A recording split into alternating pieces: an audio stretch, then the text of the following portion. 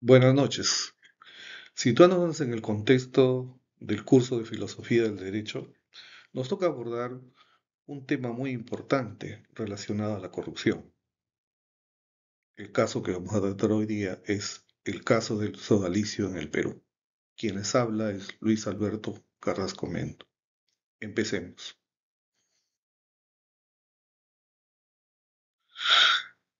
El caso que se presenta en esta oportunidad justamente está relacionado al sodalicio en el Perú, que viene a ser una entidad que lamentablemente está relacionado a actos de corrupción en el Perú.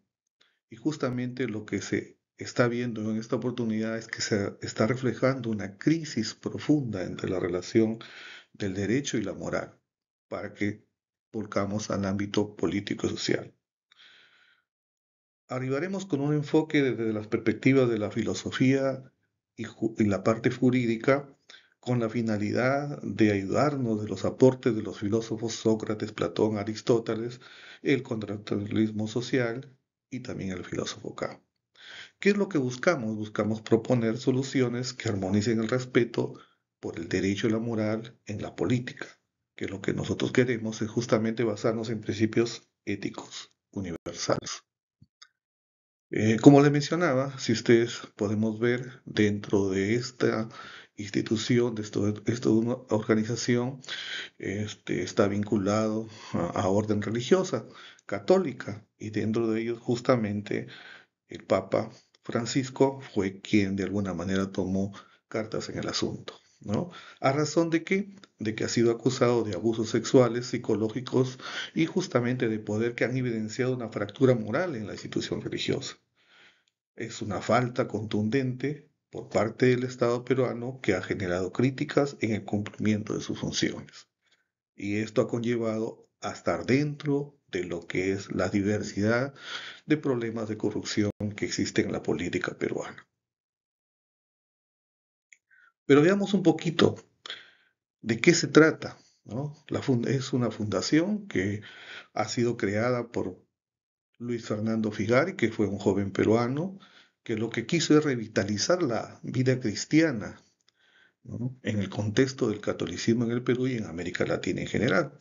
Lo que adoptaron fueron estructuras parecidas tradicionales a una vida laica, ¿no? A través de diversas situaciones, ¿no? Sus argumentos, sus misiones y sus apostulados lo llevaron de alguna manera a tener un apogeo entre las épocas del 80 y el 90, ¿no? Que tuvo una notable presencia en los diversos países, tanto en América Latina como a nivel internacional, como caso de Estados Unidos.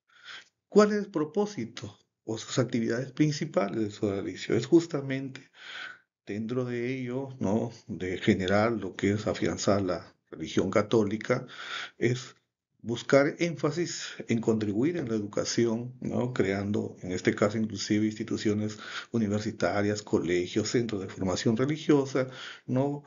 Con la finalidad de generar obras de caridad y acción social a menudo apoyadas por figuras de diversos, ¿no? De diversas connotaciones, tanto en el nivel empresarial como político.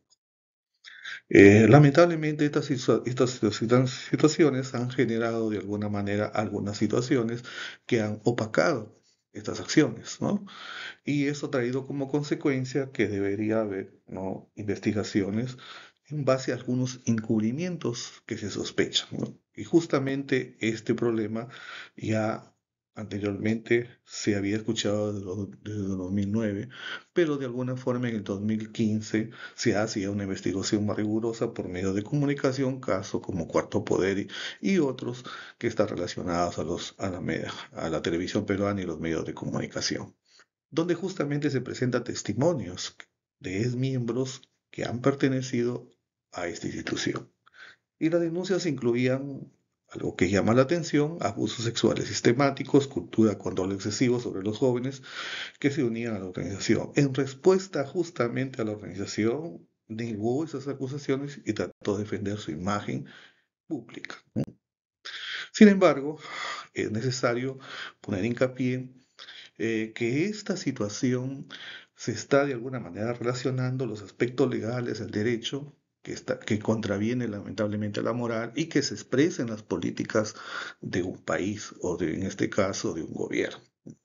Y ahí lo que estamos viendo dentro de este contexto, los diversos tipos de filósofos que van de alguna manera a ayudarnos para poder hacer un análisis desde el punto de vista jurídico-moral.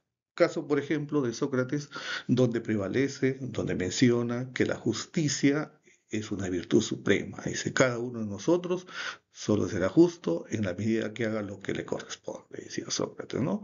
Entonces, en base a ello, justamente si vamos al contexto del sodalicio, esto implica que las autoridades, tanto judiciales y políticas, han tenido una obligación moral de actuar con imparcialidad, con coraje, y lamentablemente esos poderes establecidos, ¿para qué? Para que garanticen, ¿no?, que se haga justicia, ¿no? Y lógicamente lo que de alguna manera también enfatiza es que debe haber una educación moral, lo que sugiere que una sociedad que debe estar informada, ¿no?, de alguna manera debe prevenir futuros casos similares. Otro connotado filósofo es Platón, ¿no? Lo que redunda él en este caso es la justicia como una base de orden social. Y en el caso de la corrupción, en el sodalicio, ha representado una ruptura de este principio, ya que es una institución que era destinada justamente a guiar espiritualmente a sus miembros, pero se desvió de eso y lo que de alguna manera se ha visto son abusos, ¿no? Aplicar esta filosofía de Platón en caso existe qué cosa, lo que se busca, lo que se plantea bajo este concepto es una reestructuración de esas instituciones religiosas para garantizar que sirvan a su verdadero propósito, como se mencionó anteriormente. En el caso de Aristóteles, también su visión justamente es ver o reflejar una virtud como base de una acción política, ¿no? En el caso de la corrupción y el abuso de poder, como se observa en el caso de Sócrates, contraviene este principio, ya que lo que se beneficia son una minoría a costillas de quién, del bienestar de la sociedad en general, ¿no? Entonces, lo que se introduce justamente es el concepto de una justicia, pero que sea distributiva, que se traduzca en una necesidad de garantizar, ¿no?, en este caso, las reparaciones que de alguna manera, han tenido esas víctimas. Por otro enfoque relacionado a lo que es los contractualistas, donde están incluidos filósofos como Hobbes, Locke y Rousseau, lo que de alguna manera postulan es el contractualismo social, que establece que las instituciones existen, pero para proteger los derechos fundamentales de los ciudadanos, ¿no? Y Hobbes, por ejemplo, argumenta que el Estado debe garantizar la seguridad, debe garantizar el orden, mientras que Locke también enfatiza en la protección de la vida, de la libertad y la propiedad. Rosen, por su parte, lo que de alguna manera destaca la importancia de la voluntad general, ¿no? En el caso de Sobredizo, el Estado peruano tiene el deber contractual de intervenir para proteger a las víctimas y garantizar que las instituciones, en este caso de tipo religiosas, cumplan con los objetivos que tendrían ante la sociedad. Y finalmente Kant, que lo que de alguna manera se caracteriza es por generar un imperativo categórico relacionado a la ética. Lo que propone son acciones que deben estar guiadas por principios universales, pero que respeten a la dignidad humana. Lamentablemente en el sodalicio este encubrimiento de abusos, de impunidad, no son incompatibles con la situación imperativa que postula Kant. Por eso, una acción correctiva en este caso debería ser garantizar la transparencia, la justicia, actuando siempre en beneficio de las víctimas y de la sociedad, ¿no? Entonces, bajo esta perspectiva filosófica como base de una solución, aplicando estas doctrinas, si lo vemos desde el punto de vista de Sócrates, la idea es promover la búsqueda de la verdad y la justicia a través del diálogo y la autocrítica institucional. En caso de Platón, rediseñar las instituciones para que de alguna manera cumplan con su función, generando una énfasis en la transparencia y la comunidad. En el caso de Aristóteles, lo que contribuye es debemos buscar un bienestar común, donde las acciones, en este caso, prioricen el interés colectivo y no individual. Y el contractualismo social lo que busca es que garantice el Estado, que de alguna manera sea un garante para generar, ¿no?, el cuidado de los derechos de los ciudadanos y no se incumplan lamentablemente justamente en estos deberes. Y Kant lo que busca como sus principios éticos es asegurar que la dignidad humana sea respetada en todos los niveles, ¿no? En razón de ello, podemos ver la conclusión que existe una fragilidad de las instituciones frente a las injusticias legales, ¿no? La democracia está en riesgo por el populismo y la demagogia. La importancia de la ética y la formación en el liderazgo. Debe existir una necesidad en un enfoque colectivo para la justicia, deficiencias en el sentimiento y en el control. En este caso, si enfocamos a la corrupción, que está ejemplificada en este caso en nuestro país, con el caso que estamos presentando del sodalicio, pues requiere un enfoque integral donde combine medidas legales, medidas políticas y éticas.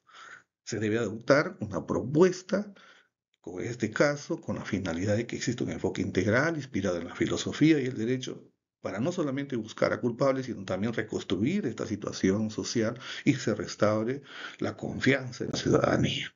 Por lo tanto, se propone, se recomienda disolución del sodalicio como de alguna manera se formó una comisión a través del Vaticano para que de alguna manera se vea estos casos. Lamentablemente es en la acción legal, solamente hubo algunas situaciones de carácter administrativo, ¿no? Pero lo que se busca, ¿qué cosa? Es una acción jurídica dentro del marco del derecho, en este caso, si es a nivel religioso, del nivel canónico, y a nivel legal, a nivel penal en el peruano. Existe una reparación moral y económica, porque lo que se busca es que el Estado garantice y que de alguna manera exista una implementación de fondos para reparar a esas víctimas, y lógicamente supervisado por entidades que de alguna manera garanticen esta finalidad. Debe haber una educación ética, reformar instituciones, fortalecer el sistema educativo y de alguna manera garantizar la transparencia y participación ciudadana donde deben participar mecanismos de auditoría social en las políticas públicas, ¿no? Y de alguna forma lo que se busca es que situaciones de corrupción, como en este caso que hemos vertido, lamentablemente pues tengan una situación de mecanismos de control y seguridad que en última instancia lo que se busca es garantizar la dignidad de la persona humana dentro de una equidad y una ética correcta. Muchas gracias.